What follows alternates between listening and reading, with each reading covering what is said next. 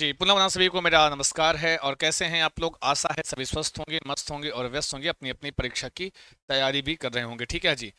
तो चलते हैं, सेशन की शुरुआत करते हैं। एक बार सेशन को लाइक और शेयर करते हुए सारे विद्यार्थी, सारे जितने भी हमारे मित्र हैं वो आ जाएंगे। और हम लोग क्लास की शुरुआत कर चुके हैं। हम पढ़ रहे हैं आज क्या? हम पढ़ रहे हैं आज समास। क्या पढ़ रहे हैं जी? समास पढ़ रहे हैं, समास। और अभी तक हम लोगों ने संधि पढ़ी। इसके पहले अगर वहां पे किसी की कोई समस्या हो, किसी भी विद्यार्थी की किसी भी प्रकार की, कहीं पर कुछ समझ में ना आया हो, मैंने बार बार कहा कि अगर आपको कहीं पर कोई टॉपिक समझ में नहीं आता है, कमेंट बॉक्स में कमेंट कीजिएगा। आपका हर कमेंट लिया जाता है, हर कमेंट देखा जाता है, वॉच किया जाता है। इससे क्या होगा? आप अपनी परेशानी वहां तक हमको भेज सकते हैं। जैसे आपने क्लास लिया, आपको मैं संधि पढ़ाया, माना संधि में आपको विसर्ग संधि नहीं समझ में आई, माना संधि में आपको कोई और संधि है जो समझ में नहीं आई है, तो आप कमेंट करेंगे तो उसको देख करके नेक्स्ट क्लास में उसको रिवाइज करते हुए उसको हम उसको बताते हुए आगे बढ़ते हैं। फिलहाल कोई बात नहीं है, चलते हैं समास की शुरुआत करते हैं।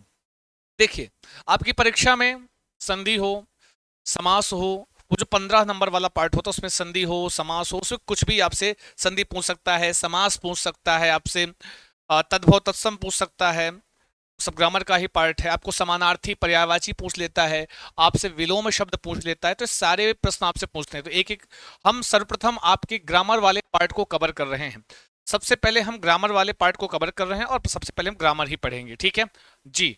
तो समास है, तो आप समास, चूंकि मैंने पहले भी बताया उस समय, उधर मैं संस्कृत में भी समास आपको टीच कर रहा हूँ, इधर हिंदी में, तो इससे आपका फायदा होगा कि आप दोनों को बहुत अच्छे तरीके से सीख पाओगे, समझ पाओगे। मैंने बार बार बताया कि जो समास होता है वो कहीं वो पदों का मेल होता है। किसका?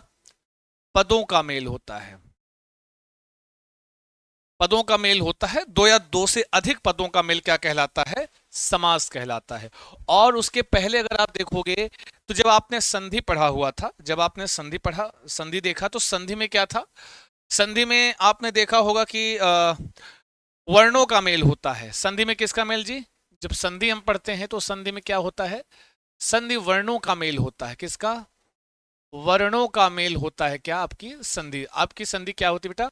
वर्णों का मेल आपकी संधि कहलाती है। ठीक है। तो अब यहां पर जब आपस में मिलेंगे तो दो पद मिलके एक सामासिक पद का निर्माण करेंगे।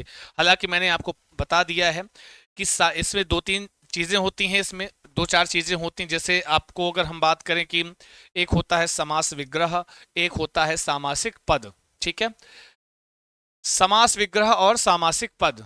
देखो, समास विग्रह क्या है? जब दो पद अलग अलग, दो या दो से अधिक जो पद आपस में मिले हो, तो उनको जब हम अलग अलग करके लिख देते हैं तो वो हमारा समास विग्रह करना। समास है, उसका विग्रह कर दिया, उसको अलग कर दिया। ठीक है, तो वो समास विग्रह होता है। और जब उन्हीं दो या दो से अधिक पदों को हम एक साथ कर देते हैं, एक साथ मिला देते हैं, तो हमारा क्या कहलाता है? वो कहलाता है बेटा सामासिक पद कहलाता है। क्या कहलाता है? सामासिक पद। या इसी को एक और नाम से कहते हैं, कभी पूछे, समस्त पद। क्या कहते हैं? इसी को हम समस्त पद कहते हैं, इसी को सामासिक पद कहते हैं। ठीक है जी। जब दो या दो पद आपस में अपना आपस में मिलकर मिला करके लिखे जाते हैं। बात क्लियर है? इतनी इतनी बात क्लियर है तो आगे चलते हैं। हालांकि ये बेसिक सी जानकारी है, हर कोई जानता है, हर कोई समझता है। ठीक है। अब देखो, अब बात आती है, थोड़ा सा इधर हम देखते हैं। देखा भी, जब दो या दो से अधिक शब्द मिलकर के एक नवीन शब्द की रचना करते हैं, किसकी कहते हैं? एक नवीन, एक नए शब्द की रचना करते हैं, तो उस प्रक्रिया को समास कहते हैं। ठीक है। अच्छा, ये है भी। और ये सब समास के तत्व हैं जो मैंने आपको डिफाइन किया छोटे से में, मैंने आपको बताने की कोशिश की। इस समास के तत्व तत्व वही हो सकते हैं भाई जिसमें वो कार्य करते हैं। लाइक, आप समास पढ़ोगे उसमें कहीं समास विग्रह होगा, कहीं समास दो पद आपस में मिलेंगे, तो ये सारी चीजें वहां पे होती हैं। इसी में दो, जो आपने बार बार कह रहे हो कि सर दो पद, दो पद, दो पद, तो दो पद होते कौन से? एक होगा आपका पूर्व पद, एक होगा आपका उत्तर पद। जैसे समास में पढ़ा था, वो संधि में पढ़ा था, एक होता है पूर्वण और एक होता है परवण। तो यहां पर पूर्व पद और उत्तर पद की हम चर्चा करते हैं। बात क्लियर है? एक मिनट, जस्ट वेट, थोड़ा सा।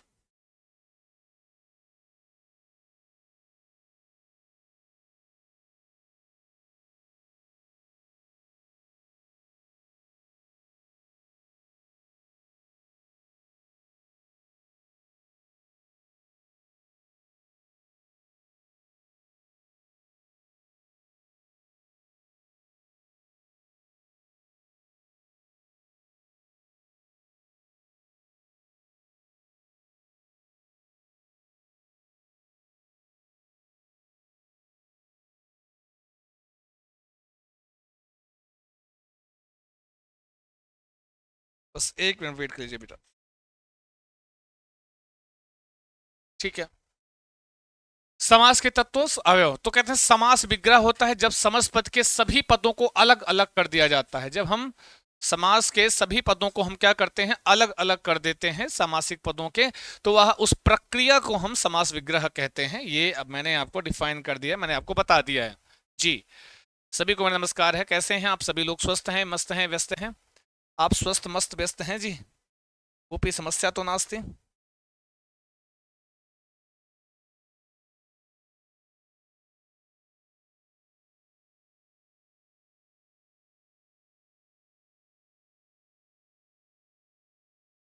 समस्त पद क्या होता है? समस्त पद ये तो समास, जब समास विग्रह से जो बना नया शब्द समस्त पद कहलाता है। ठीक है जी, बात समझ में?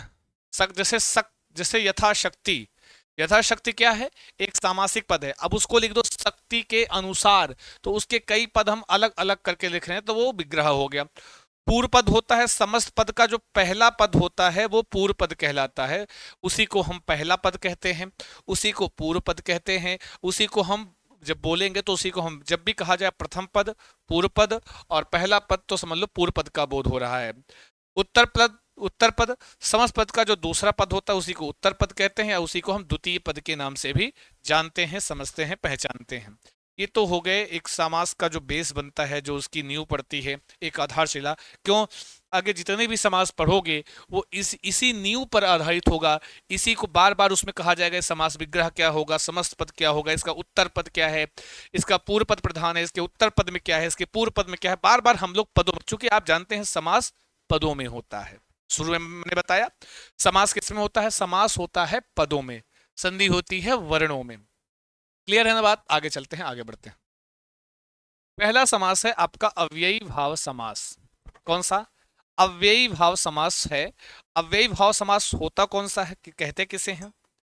अव्ययी भाव समास कहते किसे हैं?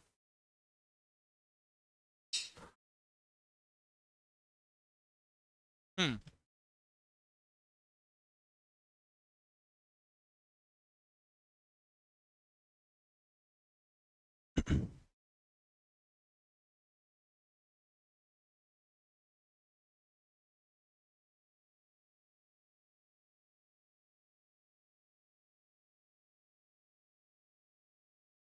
प्रथम पद क्या हो बेटा? अव्यय हो। जिसमें प्रथम पद क्या होगा? अव्यय होगा। क्या होगा जी? प्रथम पद आपका अव्यय होगा। ठीक है जा जी। प्रथम पद क्या होगा? प्रथम पद हमारा अव्यय होगा। तथा दूसरा पद संज्ञा हो। दूसरा पद क्या हो? संज्ञा हो। ठीक है, तो वो क्या कहलाता है? अव्ययी भाव समास कहलाता है। पहला पद हमारा, जिस समासिक पद का पहला पद अव्यय हो या कोई उपसर्ग हो और उसी की प्रधानता हो, और उसी की प्रधानता हो, और दूसरा पद हमारा संज्ञा शब्द हो, वो अव्ययी भाव समास कहलाता है। अर्थात इसमें प्रथम पद, मैंने कहा ना पहले पद की प्रधानता होती है। प्रधानता ये होता है कि पूरा अर्थ कहां से चेंज होता है? पहले पद से।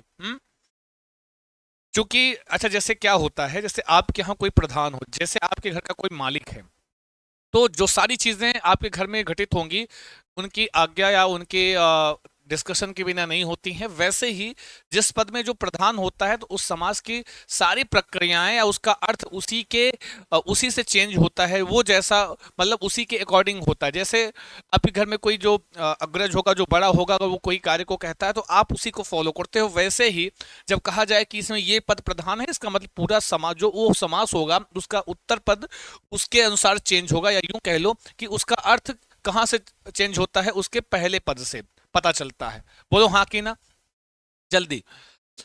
जैसे यथाशक्ति, ये सब बताओ, यथाशक्ति क्या है? समस्त पद है या फिर आपका समास विग्रह है?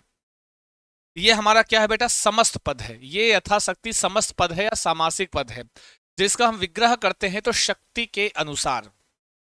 हाँ, देखो शक्ति शब्द तो आप जानते हो, यथा, यथा शक्ति के अनुसार। ठीक है, चेंज कहां से हो? यथा शक्ति। तो ये जो पूर्व पद आपको दिख रहा है, इसी पूर्व पद ही प्रधान होता है।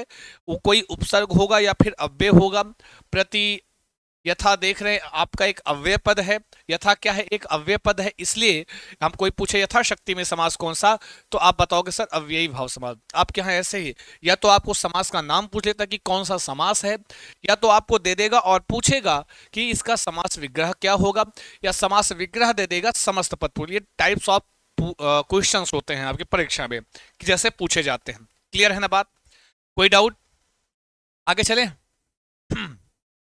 शक्ति के अनुसार, जैसे लिखा है यथा स्थान, तो जो स्थान निर्धारित है, या स्थान के अनुसार जहां पर जो स्थान निर्धारित किया गया है उसके अकॉर्डिंग, ठीक है।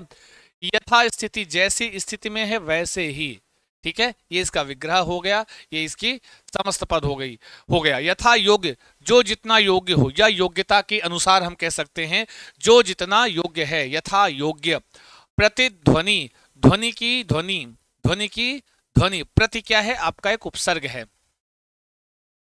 क्या है? प्रति शब्द क्या है आपका? प्रति शब्द आपका एक उपसर्ग होता है, ठीक है। प्रति शब्द क्या है? प्रति शब्द आपका एक उपसर्ग है। प्रति शब्द उपसर्ग है। कोई पूछे प्रतिध्वनि में समास कौन सा? यथा, इधर प्रति, इधर आ, इधर यथा। आप देख रहे हैं पहला पद अव्यय होगा या कोई उपसर्ग हो जाता है तो अक्सर वहां पे, अक्सर क्या, वहां पे अव्यय भाव समास हो जाता है, ठीक है। आकंठ, आकंठ, कंठ तक, कहते हैं आजन्म, जन्म तक, आजन्म, जन्म तक, आकंठ, कंठ तक, विग्रह इसका होगा। प्रत्यक्ष, प्रतिक्षण, प्रत्येक क्षण या हर एक क्षण, ठीक है। यथा जीवन, जब तक जीवन है, या जीवन तक, ऐसे यथा जीवन, ठीक है जी। तो ये सारे किसके एग्जांपल्स हैं? आपके अव्ययी भाव समास के हैं। बारंबार, शब्द है बारंबार, कई बार, बारंबार या कई बार, ठीक है, बारंबार या कई बार। दिनों दिन, दिनों दिन, दिन के बाद, धीरे धीरे या एक एक, ये जो है ना, जो बारंबारता आ रही है बार बार, धीरे धीरे, एक एक, दो दो, ये सब इसमें समास कौन सा? इन सब में समास आपका अव्ययी भाव समास है। क्या है जी? अव्ययी भाव समास है। कौन सा समास है? अव्ययी भाव समास है। और बहुत ज़्यादा हार्ड आपसे पूछता भी नहीं है, आपको नॉर्मली आपसे ऐसे ही पूछ लेता है कि भाई सामासिक पद के कौन सा समास है, ठीक है जी। आगे चलें।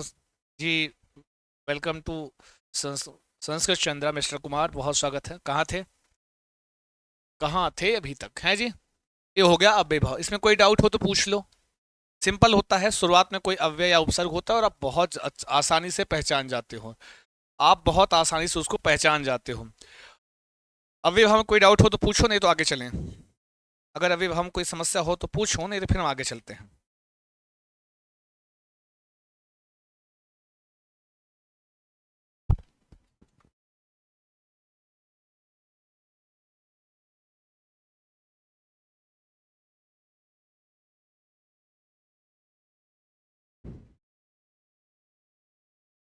बताएं।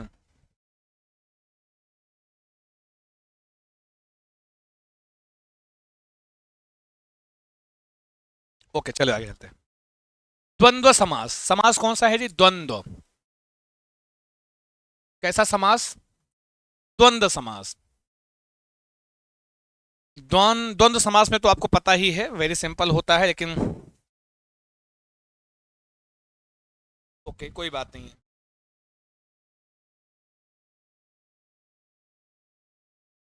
नो प्रॉब्लम, चलो, नो प्रॉब्लम। इस समास में दोनों ही पदों की प्रधानता होती है। मैंने कहा समास में ऐसा होता है, कहीं पर पहला पद प्रधान, कहीं दूसरा पद प्रधान, कहीं दोनों पद और कहीं एक भी नहीं। इस तरीके से प्रधानता के आधार पर हम लोग समास पढ़ते हैं, ठीक है ना जी। आइए, इस समास में तथा, देखो इसमें विग्रह करते समय कौन कौन से शब्द प्राप्त हो सकते हैं आपको। इस समास में विग्रह करते समय आपको तथा, और, या अथवा आदि संयोजक शब्दों का लोप हो। जब हम इसका सामासिक पद बनाते हैं, जब सामासिक पद बनाते हो, सामासिक पद बनाते समय क्या होता है? विभक्तियों का लोप हो जाता है। तो यहाँ पर जो समास विग्रह में तथा और अथवा आया रहेगा, या आया रहेगा, या ये जो या शब्द है या आया रहेगा, तो इनका सबका लोप हो जाता है और सामासिक पद हम बना लेते हैं। क्लियर है ना? आइए देखते हैं। ये बहुत आसान, देखो हिंदी वाले समास आसान है, संस्कृत में थोड़ा सा कुछ सूत्रों के अनुसार आपको देखना होता है, तो उसमें हो सकता है थोड़ा बहुत आपको समस्या हो रही हो। हाँ, जी रीना जी बिल्कुल। जैसे लिखा हुआ है पाप पुण्य,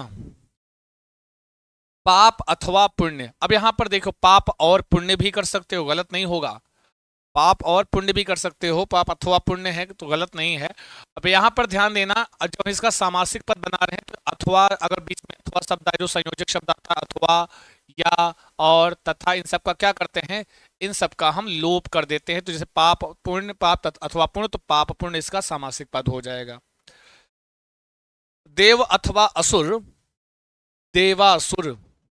हम्म, देवासुर, देवासुर में कौन सा समास, देवासुर, ठीक है जी।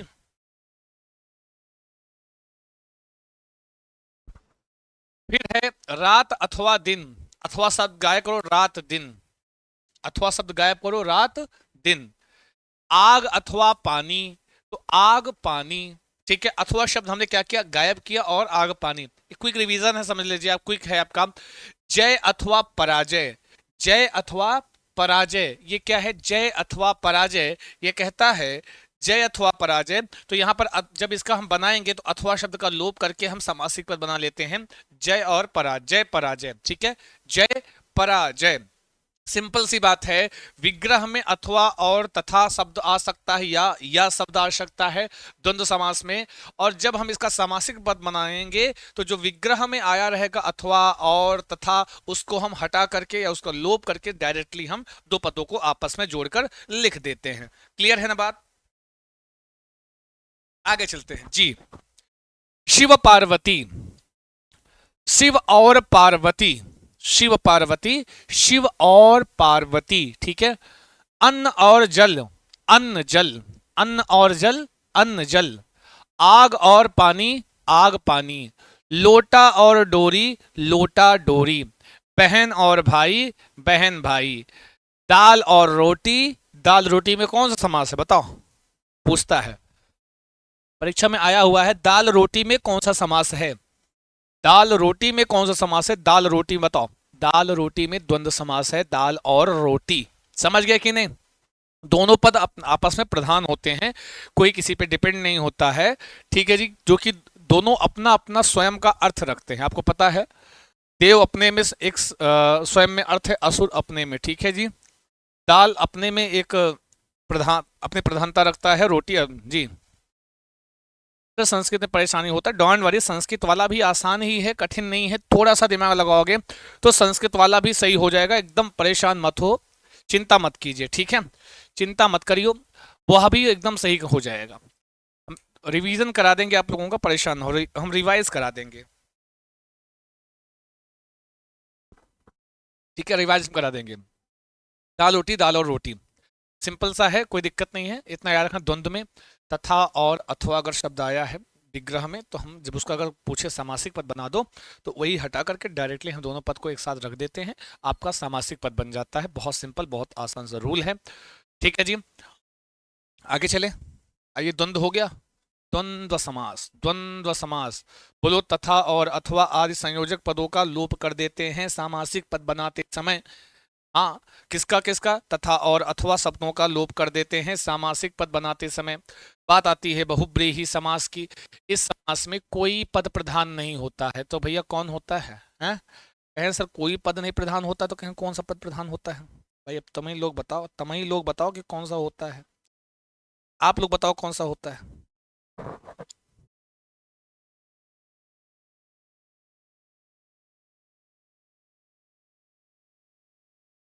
ना पूर्व पद प्रधान होगा।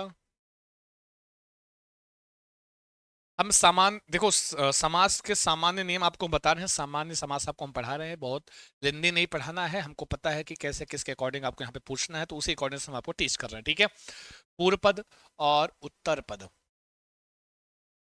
ना तो ये प्रधान है ना तो ये प्रधान है, तो कहें कौन सा प्रधान होगा? इसमें होता क्या है, बहुव्रीहि समास, इंपॉर्टेंट भी होता है थोड़ा।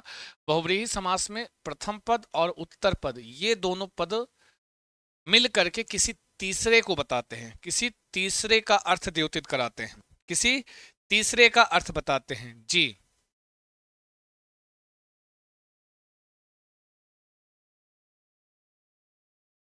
हाँ जी, हाँ जी।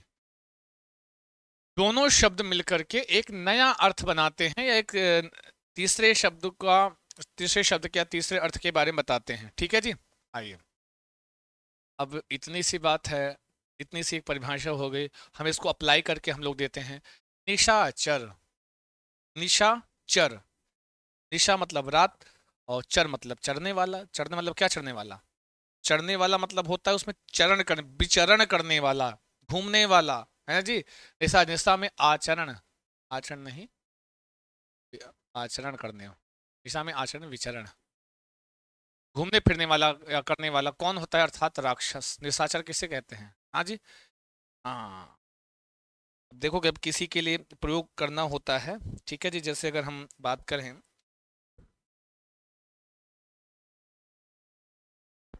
जिनकी प्रवृत्ति अच्छी नहीं होती है, हम लोग कहते हैं अरे भाई वो तो निशाचर है, कहते नहीं, अरे पूरा निशाचर लोग हैं, ऐसे कहते नहीं हम लोग, लोग भाषा में जब भी कभी ऐसा होता है तो हम कहते हैं भाई वो तो निशाचर लोग हैं। इसका मतलब है वो, अब केवल रात्रि में घूमने वाला नहीं, उसका भाव तीसरा अर्थ हो गया भाई, अर्थात वो राक्षस बताना। हिस्सा मतलब रात, और चरण, रात में जो चरण करने वाला, ये दोनों पद मिलकर क्या कर तीसरे को बता रहे हैं, किसी तीसरे का भाव उत्पन्न करा रहे हैं कि भाई वो रात में कोई राक्षस, ऐसा कर, हम उल्लू भी कह सकते हैं, निशाचर वो भी होता है। तो किसी तीसरे अर्थ की प्रधानता होती है इसमें, जहां पर ये दोनों अर्थ और ये भी है, तीसरे अर्थ की प्रधानता डिपेंड करती है पूर्व पद और उत्तर पद के, पूर्व और उत्तर पदों के आधार पर। ठीक है, पूर्व और उत्तर पदों के आधार पर ही तीसरे अर्थ की प्रधानता डिपेंड करती है। देवराज, वह जो देवों का राजा है, जो देवों का राजा कौन है बताओ? अर्थात इंद्र। ये देव पूर्व पद है, देव जो देव है, और देवों का राज मतलब जो राजा कर है, जो राजा है, जो राज करता है, जो देवों का राज है, उसको क्या कहते हैं? देव और राज, ये बोल करके हम किसका बोध करा रहे हैं? इंद्र का बोध करा रहे हैं। किसका? इंद्र का बोध करा रहे हैं। अतः यहां पर बहुब्रीहि समास होगा। ठीक है, अगला है वज्रपाणी। क्या लिखा हुआ है? वज्रपाणी। क्या लिखा हुआ है जी? वज्रपाणी लिखा हुआ है।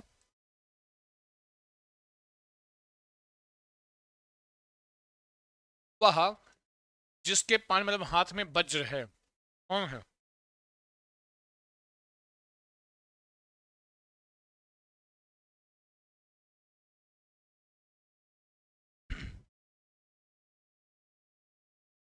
जिसके पानी मतलब हाथ में क्या है? वज्र है। आप जानते हैं वज्र किसके पास था? ठीक है, शचीपति, वह जो शची का पति है। ठीक है जी, इसका शचीपति अर्थात इंद्र। चक्रपाणी पूछा है परीक्षा में, चक्रपाणी वह जिसके हाथ में चक्र है। किसके हाथ में? या तो श्री कृष्ण होंगे, या तो आपके कौन, विष्णु जी होंगे। चक्र है जिसके हाथ में।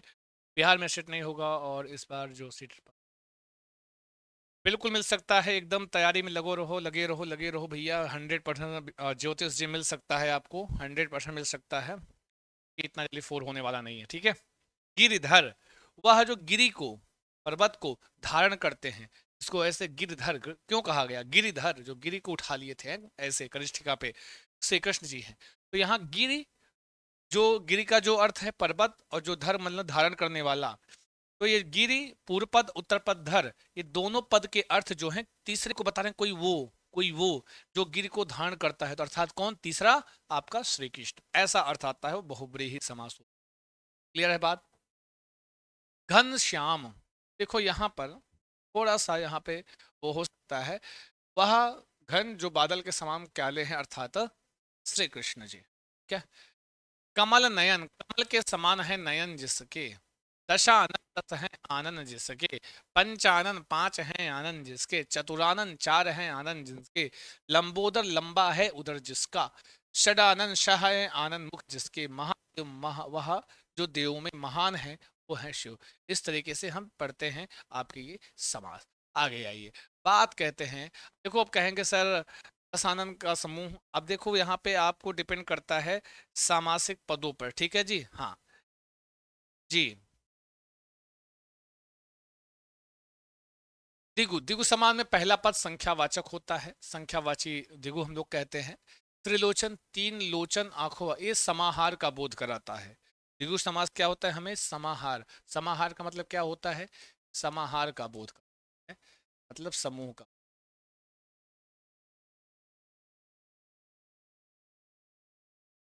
समूह का बोध कर, ठीक है। ये हमको समाहार या समूह का बोध कराता है। जैसे त्रिलोचन, तीन लोचन आंखों वाला, तीन आंखों वाला, ऐसा हम कहते हैं। तीन है लोचन, तीन लोचन वाला, तीन लोचन का समूह, ठीक है, तीन आंखों का समूह। दशानन, 10 आननों का, 10 मुखों का समूह। पंचानन, 5 आनन का समाहार या समूह, समाहार भी लगा सकते हो, समूह भी लगा सकते हो। चतुरानन, 4 आनन का समूह। अष्टभुज, 8 भुजाओं वाली, ठीक है। षडानन, 6 आनन का समूह। चतुर्भुज, 4 भुजाओं वाला या 4 भुजाओं का समूह। ये समाहार द्विगु समास का एक द्विगु समास क्या है कि समाहार या समूह का बोध कराता है हमेशा, ठीक है जी। ये समाहार या समूह का बोध, जैसे नवग्रह, 9 ग्रहों का समाहार, ठीक है। नवरात्र, नवरात्रि का समाहार या नवरात्रि का समूह। त्रिभुवन, 3 भुवनों का समाहार। त्रिवेदी, 3 वेदों को जानने वाला। त्रिकाल, 3 कालों का समाहार। चवन्नी, 4 आनों, चवन्नी में कौन सा समास है, हैं? चवन्नी में कौन सा समास है, जल्दी बताओ, इंपॉर्टेंट है, चवन्नी में कौन सा समास है?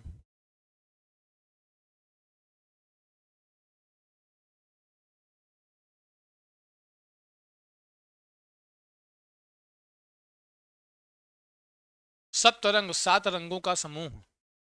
चतुर्वेदी, 4 वेदों को जानने वाला। एकांकी, 1 अंक का नाटक। देखिए, कुल मिला के हम आपको बस इतना बताना चाहते हैं आज।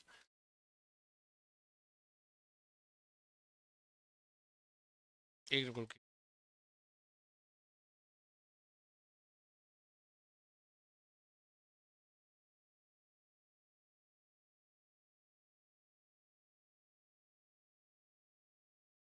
ठीक है, ये आपका हो जाता है। फिर अब एक बचता है, उसको भी 2 समास बच रहे हैं, इनको भी हम कर देते हैं, ठीक है जी। आज चूंकि ये हम देखो समास, अब यही समास हम आपको चाहते तो इसी समास को आपको अभी भी हम बहुत ज़्यादा जब डिटेल करेंगे, तो ये कम से कम 3 वीडियो का समास है। समास का जो प्रकरण है कम से कम 3 वीडियो का हो सकता है, लेकिन जिस हिसाब से आपके सिलेबस में पूछता है, जिस हिसाब से आपके यहाँ परीक्षा में पूछता है, उस हिसाब से हमको पढ़ाना है, बहुत डीपली नहीं जाना है। तो इस वजह से अभी इसमें भी बहुत सारे रूल होते हैं, बहुत सारे नियम होते हैं। तो एक ही समास में कई रूल लगते हैं, कई नियम लगते हैं, वो सब आपको हम डिफाइन नहीं कर रहे हैं यहाँ पे, क्योंकि हमें पता है बहुत सामान्य अध्ययन होगा तो आपके लिए पर्याप्त है। ठीक है। हाँ, सामान्य अध्ययन रहेगा तो आपके लिए वह पर्याप्त है, इसलिए हम उसको भी इसको डिटेल नहीं करना को सर एक ही वीडियो में आपने तो बस कितना जल्दी समाज पढ़ा दे, इतना जल्दी कैसे होता है। और आप देखोगे और भी जो प्रकरण होगा तो उसको हम लेंदी करते हैं। ये मैं जानता हूं कि संस्कृत भाषा में आपसे समास थोड़ा सा ज्यादा डीपली पूछता है, समास वहां आपके लिए भी दिक्कत, तो उसको आप देखेंगे तो मैं उसको डीप करके भी पढ़ा रहा हूँ, उसको मैं आपको है जी।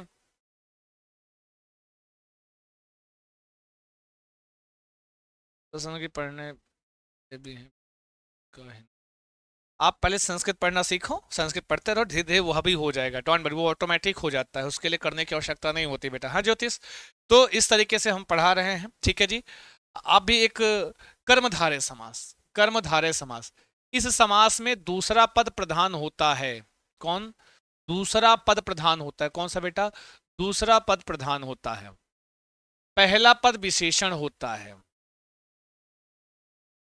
हम इसमें प्रधानता प्रधानता की हम बात नहीं करते, एक्चुअली इसमें हम विशेषण और विशेष की बात करते हैं, ठीक है। पहला पद विशेषण होता है और दूसरा पद प्रधान या उसी को कह ले हम विशेष से होता है। दूसरा पद क्या होता है? विशेष होता है। इस प्रकार हम सरल भाषा में कह सकते हैं कि पहला पद दूसरे पद की विशेषता बताता है। अच्छा ये बताओ, जिसकी हम विशेषता बतलाता है वो क्या कहलाता है? विशेष कहलाता है। तो इसलिए हम कह सकते हैं कि हम सिंपल सी भाषा में कि भाई ये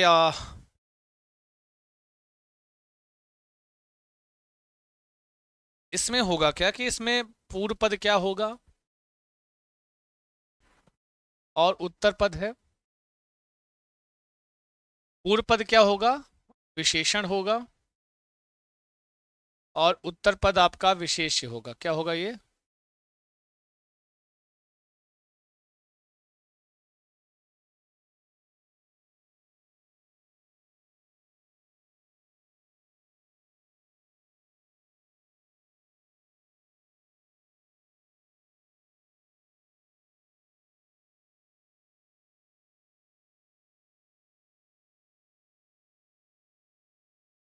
एक मिनट रुकिएगा आप लोग।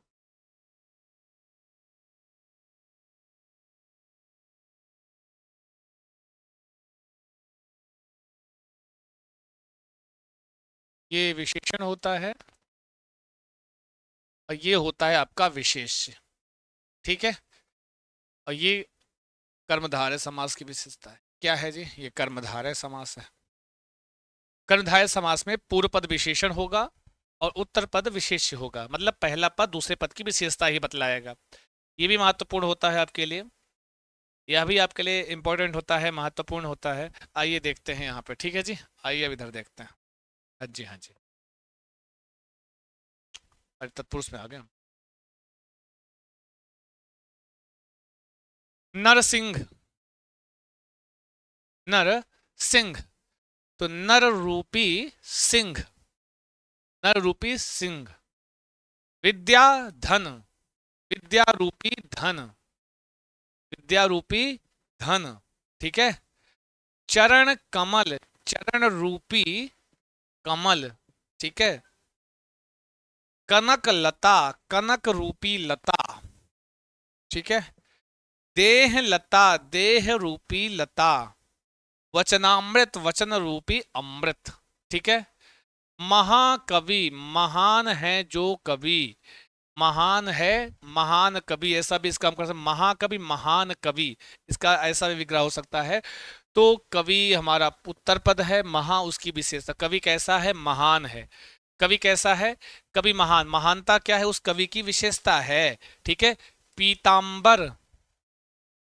पीला है अंबर या पीला अंबर। पीला है अंबर। ठीक है जी। पीतांबर। तो क्या हो गया यहाँ पे? कर्मधारय। पीला क्या है? उस अंबर, उस वस्त्र। अंबर मतलब वस्त्र। तो पीले, पीला उस वस्त्र की विशेषता बतला रहा है। नीलांबर, वैसे सेम टू सेम नीला है अंबर। मतलब कहने का अंबर कैसा, वस्त्र कैसा है, उसका पट कैसा है, वह नीला है। नीलोत्पल। नीला है जो उत्पल। उत्पल मतलब कमल। नीला कमल। कमल कैसा है? नीला। नीला उसकी एक विशेषता है। महादेव, जैसे महाकवि महादेव, वैसे महादेव महान है जो देव। देव की विशेषता कैसा है? कि देव क्या है? देव महान है। ठीक है जी। नील कमल। नीला है जो कमल। ठीक है जी। नीला है जो कमल। नीला है जो कमल मतलब एक कमल की विशेषता नील है। रक्त लोचन। जिसके लोचन मतलब जिसके दृग। दृग मतलब जिसके नयन क्या है? लाल है, रक्त वर्ण के हैं, है कि नहीं? रक्त वर्ण के जिनके नेत्र हैं वो क्या कहलाते हैं? रक्त लोचन। लोचन की विशेषता है कि भाई वो लाल लाल है जी। आंखें क्या है? लाल हैं। आजकल तो आर्टिफिशियल लाल करते हैं लोग जी, है कि नहीं? आजकल तो आर्टिफिशियल लाल करते हैं जी। कभी रो रो के लाल होता है, कभी हंस हंस के लाल होता है। तो लाल, आंखें लाल होने की कई विशेषताएं। फिलहाल यहाँ पे रक्त लोचन की बात करते हैं। क्लियर है ना? इसमें सिंपल सा है। कर्मधार है, पूर्व पद विशेषण, उत्तर पद विशेष। दो बार, कभी भी समास को दो बार पढ़ोगे, जब उदाहरण आपके पास आए, जब भी एग्जाम्पल आपके पास पूछे कि इसमें कौन सा, उस उदाहरण को कम से कम दो बार मन से पढ़ लेना, ध्यान से उच्चरित कर लेना। तो आप जो यहाँ पढ़े रहोगे वही चीज आपको संज्ञान आ जाता है परीक्षा में कि ये तो मैंने ऐसे पढ़ा था, इस एग्जाम्पल को मैंने ऐसे पढ़ा था। बात समझ पा रहे हैं? हाँ, रक्त है जो लोचन, आंखें हैं जिसकी लाल लाल, हैं कि नहीं? हाँ।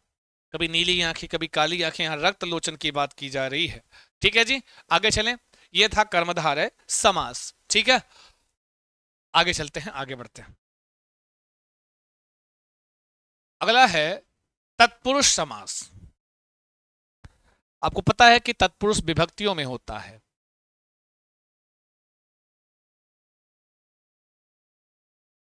कोई पूछे विभक्तियों में समास तो बताना है, एक सेकंड में तत्पुरुष बता देना है। ठीक है। एक सेकंड में क्या बता देना जी? तत्पुरुष समास आपको बता देना है कि विभक्तियों में कौन सा समास होता है, तो कहोगे तत्पुरुष। ठीक है। एक मिनट।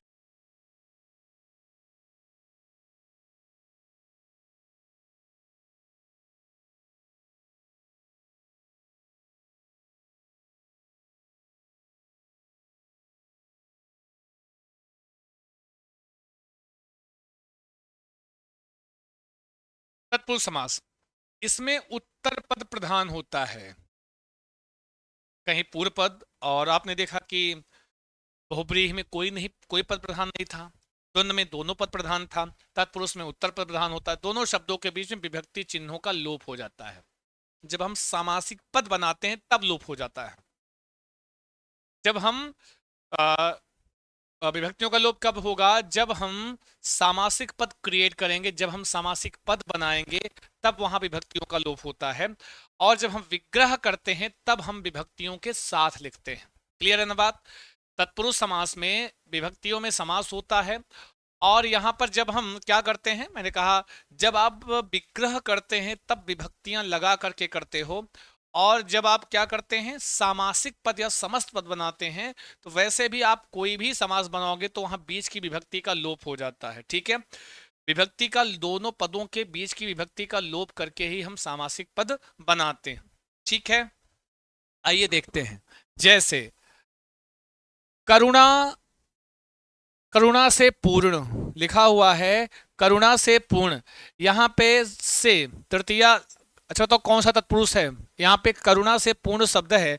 अगर हम तत्पुरुष में भी आपसे पूछे कि तत्पुरुष में कौन सा वाला है, अगर यहाँ पर हम पूछे कि तत्पुरुष में कौन सा वाला तत्पुरुष है, तब क्या बताओगे आप लोग? बताओ जल्दी से।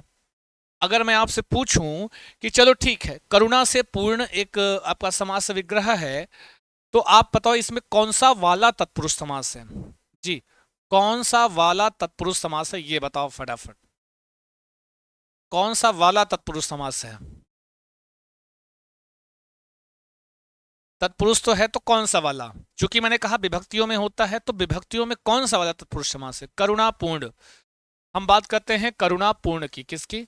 करुणापूर्ण की चर्चा करते हैं, करुणापूर्ण की। तो करुणापूर्ण में बताना है आप सभी को। ओके, बोलो बोलो कुछ तो बोलो, लिख कर बोलो, सारे बोलो, प्रेम से बोलो, सही कौन सा? ठीक है, फटाफट बताओ।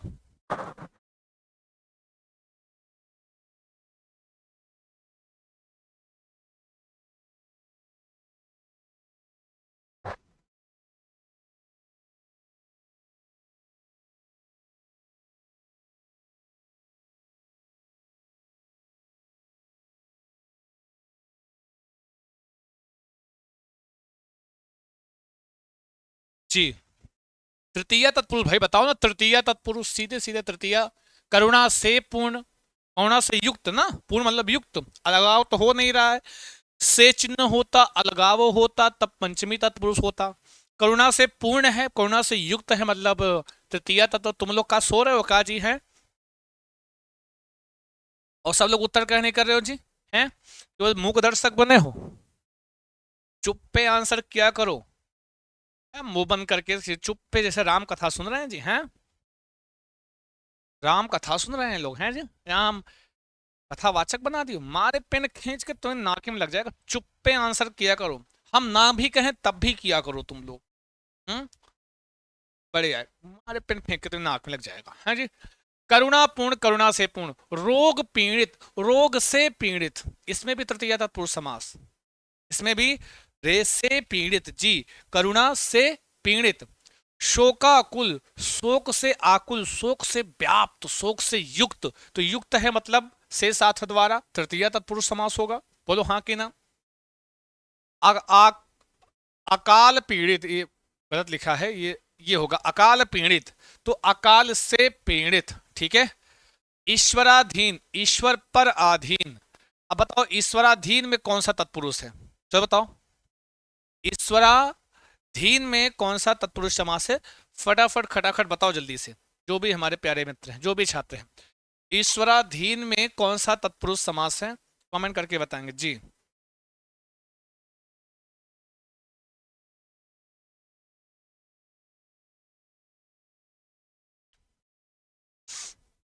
हम्म,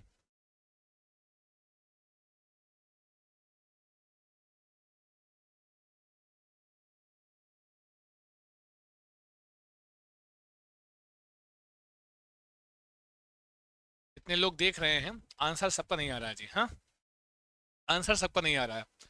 ईश्वराधीन, ईश्वर पराधीन। ऋषि राज, ऋषियों में जो राजा है, ठीक है, दोनों में सप्तमी तत्पुरुष समास है। कौन सा जी? सप्तमी में पेपर, ठीक है जी, सप्तमी में पेपर। सर्वव्याप्त, सर्व में सभी में व्याप्त। देवाश्रित, देवों पर आश्रित या देव पर आश्रित पर, तो ये सब सप्तमी तत्पुरुष समास का एग्जाम्पल है, ठीक है। बीच में विग्रह जब होगा, जो विग्रह वाले पद में, विग्रहित पद में हम कह लें, विभक्ति से हम पहचान लेते हैं कि कौन सा वाला तत्पुरुष समास है, ठीक है। हाँ जी हाँ, कौन सा वाला तत्पुरुष समास है?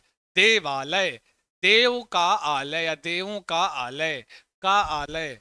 हाँ बताओ कौन सा है? देवों का देवालय, देवस्य आलय, षष्ठी तत्पुरुष, ठीक है जी।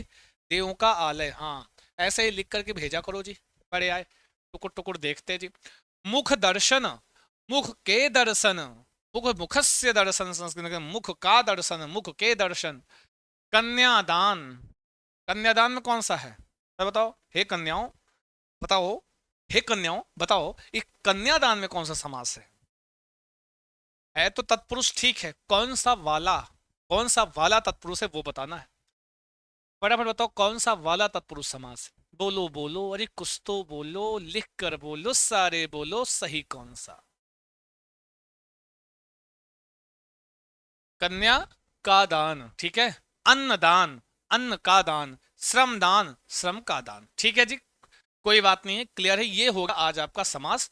और मैंने समास उसी दृष्टि से पढ़ाया है कि जिस दृष्टि से हमें लगता है कि आपकी परीक्षा में आ सकता है। मैंने बहुत डीप नहीं गया, मैं नहीं गया हूं बहुत, आपको भेदों पर भेद बहुत जाके अंदर, मैंने आपको बहुत सारे रूल मैंने नहीं पढ़ाए, मैंने आपको सामान्य सा समाज पढ़ाया है, क्योंकि सामान्य सा पूछता भी है और सामान्य एक दो प्रश्न आता है, तो इसके इस उस लेवल से हमने आपको टीच कर दिया है, ठीक है।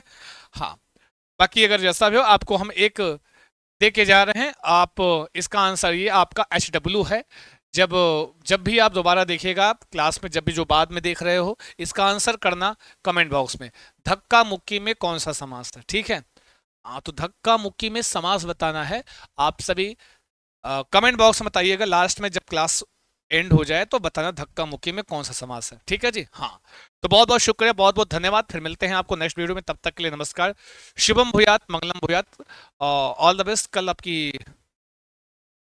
तो सभी लोग जितने भी हमारे प्यारे प्यारे मित्र हैं, और जो भी अगर ऐप तो सभी लोग डाउनलोड कर ही लेते हैं, ऐप तो आपने किया ही है, साथ ही साथ यूट्यूब पर भी आप लोग लाइक और शेयर, यूट्यूब पे लाइक शेयर किया करो, आपकी जिम्मेदारी होती है। और दूसरी चीज़ यह है कि कल आपकी उस तरह हिंदी की क्लास ना हो, ठीक है जी। नमस्कार, शुभम भयात, आपका दिन शुभ हो, थैंक यू सो मच।